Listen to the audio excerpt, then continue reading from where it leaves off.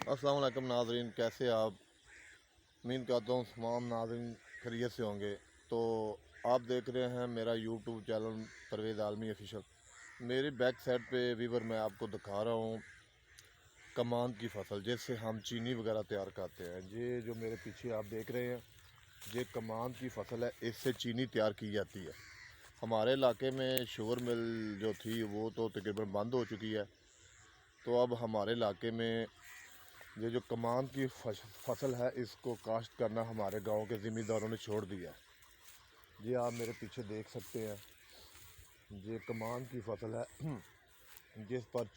जिससे चीनी वगैरह बनाई जाती है। और चीनी आपको पता है कि हमारी ज़िंदगी में उसका बहुत अहम किरदार है। हर घर में हर जगह चीनी इस्तेमाल होती है। ये देखें नाज़रीन, ये आपके मेरी बैक साइड पे आप देखें, ये आपको कमान की फसल नज़र आ रही है। अब तक के लिए इतना ही, मिलते हैं एक नई वीडियो के साथ। शुक्रिया, अल्लाह हाफिज़।